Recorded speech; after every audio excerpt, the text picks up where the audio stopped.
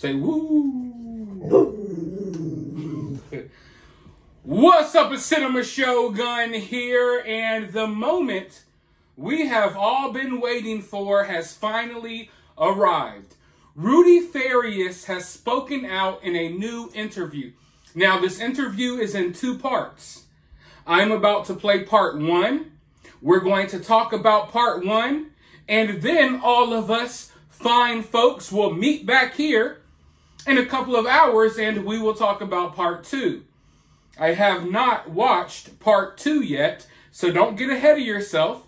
Everything that I'm going to be reacting to is from part one. But before I even roll the footage, let me say this. This was not what I expected. I think I was expecting something much different. And all this non-verbal talk, oh boy, that was complete BS. Not only is Rudy not non-verbal, he speaks pretty well. He's actually very articulate. More articulate and more well-spoken than a lot of true crime YouTubers, like that Zav girl lady who's charging people $3 to look at pictures of dead, deceased kids. But anyways, he was... let's just say it's not what I expected. I don't want to say too much before I roll the footage because I want you all to form your own opinions. And as you watch this clip, go ahead and start dropping your comments below about what you think. You can feel free to drop 10, 15 comments. I don't care. I just want to hear your kind of live reaction since I don't do live streams or anything like that. But all I'll say is I'll just keep it at this. It's not what I expected. And to say that this kid was nonverbal and, you know, mentally challenged and all that stuff, I don't see it. But then again, I've only heard the guy talk for 9 minutes. So let's go ahead, roll this footage, hit that thumbs up button. Yes, you, the lazy one that never hits the thumbs up, hit the thumbs up. These videos are free. Hopefully you find them entertaining. I enjoy making them. Let me know that you enjoy watching them by hitting that thumbs up button. We're going to roll part one of this interview, and then I'm going to be back with more thoughts. When that door's open, that looks good. How you feeling? Good. Yeah. Just a little sick. You know, I think I just kind of got a cold or something. But other than that, I'm good. Happy here. Well, we probably need you to talk really loud, just because it's phones. Yeah, I understand. It's just, it's a little struggle. My throat's kind of sore. I understand. Oh, actually, it's not a bad idea. Hold on. Rudy, are you 25? What is it? 26. 26. That's about my age and dates sometimes. So sometimes it's a little hard for me to keep track, especially if I don't have phones or anything. You know, it's a little difficult. You know what? If we keep the door a little open, it's helpful with the light. That could work if you want to hold this right there. So it's fine.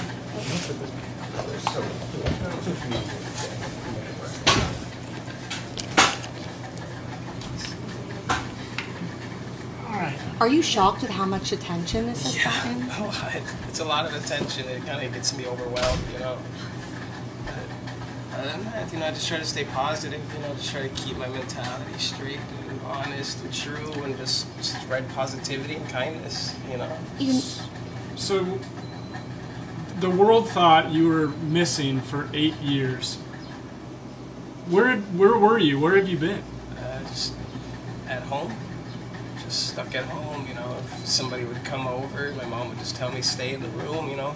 Keep the door locked, don't let them in, don't make any sounds, don't do anything, you know. Tell us about what it was like living there. Were you allowed to leave the room? Was she holding you there against your will? She never, like, locked me in or, you know, like, handcuffed me or anything like that. You know, I had free will to leave. It just felt like brainwashing, honestly. Like, it just kept confusing me, just the way, you know, she would manipulate me into saying, like, oh, you're gonna get arrested because you have a speeding ticket or something, like something minor, something innocent, and then it would just kind of escalate into just people just, sorry. You're good. Okay. Which is, Take your time. Yeah, it just escalated from there, from, you know, just wanting to get away from home, just be free, live my own life. arguing all the time, and then we eventually just went into she locked me in there pretty much mentally, just that she was my only parent. She was the only person I really had besides my brother.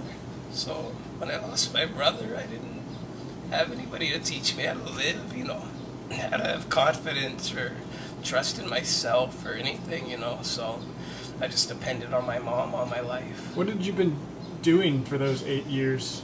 Just trying to study the best I can online, you know, understand how the world works, you know, understand different cultures, different religions, different everything, because my life, I just believe that we should stop putting labels on everything and just understand the communities and the prosperity and the growth and the positivity, because there's just too much fighting, there's too much anger, there's too much depression and mental health problems in the world.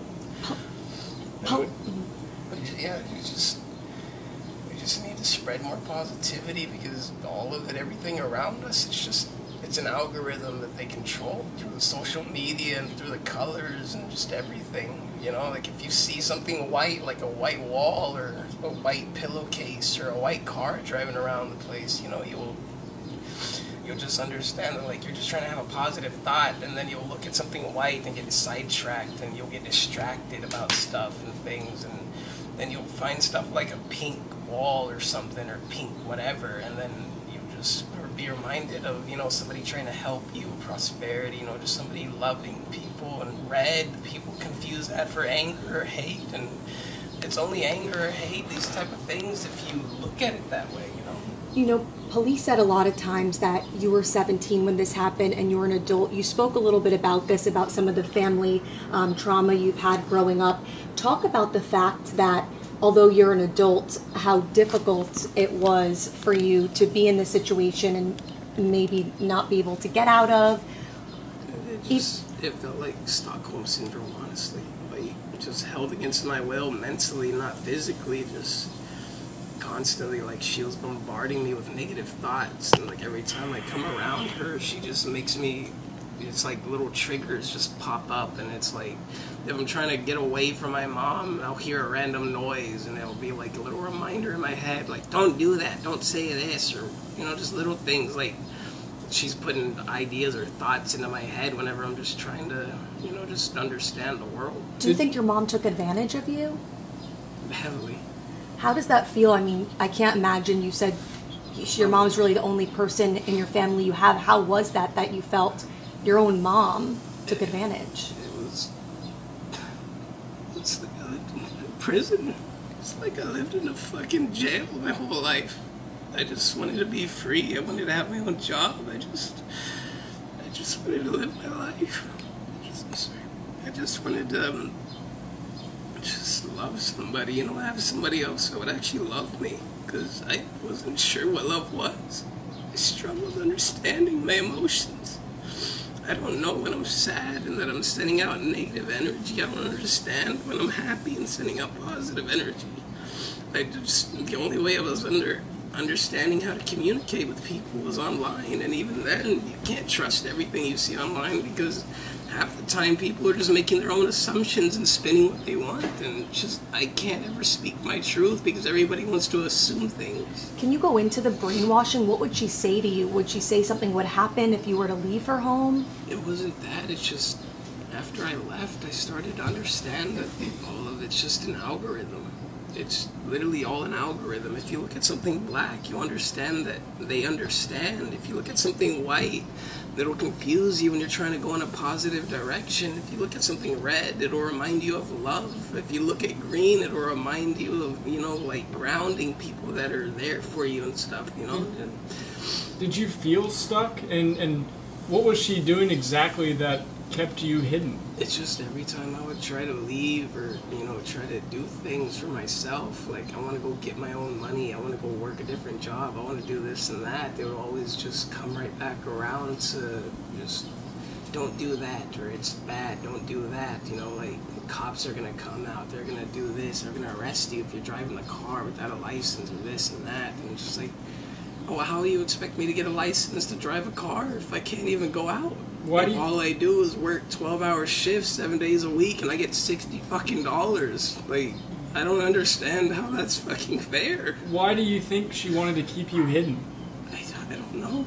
It all started just because I had a fucking speeding ticket. I went like 70 and 55 trying to go to work. And then when that all started, it's just like I wasn't able to have a life. I was starting to start working and growing and, you know, provide for myself. And then after that happened, I couldn't do it. I think the question everyone has is why your mom would lie and say that you've been missing for 8 years. Did she ever tell you, or did you ever ask, Mom, why are we pretending that I'm missing? And that's the thing, when it comes to the real small details like that, I don't remember. It's like it just blocks it out, like she's blocking it out for me or something. It's like I just want to remember the facts. I just want to understand, you know, who I am and what I'm trying to do, and just try to live my life the way I want to, not how she wants me to. Were you questioning your mom, like, Mom, why am I doing this? I would always ask her stuff like, when am I going to get a job? When am I going to have my own car? When am I going to be able to make my own decisions? When am I going to be able to just go out and be free? Like, why can't we just go to the fucking police station? Why can't I just get a lawyer? Why can't I just do that? And she's like, oh, you can't get a lawyer because it's too much money. We can't do that because it's too much money. Everything was always just money, money, money, money. It's constantly fucking money. If you had to guess why she was doing this, was she making money from you being missing, as far as you know? I don't know. I think somebody at one point mentioned something about an original GoFundMe page. And then my mom wanted to say something about, like, one of my aunts or something was, like, stole all the sodas or some shit. But meanwhile, where's all the money that they raised, you know? Like, and where did that go to helping find me? All right, now, everyone, keep in mind, I have not watched part 2 yet. I wanted to watch part 1, give you my initial thoughts about it, and then I want to watch part 2 and give you my initial thoughts about it. My initial thoughts right now was that this was spoken like a true person that does shrooms. I'm not trying to be funny. Well, I guess it's funny, but I'm being just completely honest. This was spoken like someone that likes to partake in a little bit of magic mushrooms. Like, life is an algorithm, and the colors, you know, you see white and then you see pink and red and green, and it's like, whoa, I guess they were telling the truth when they said you were on shrooms, because that's definitely shroom talk. But I agree, life is an algorithm.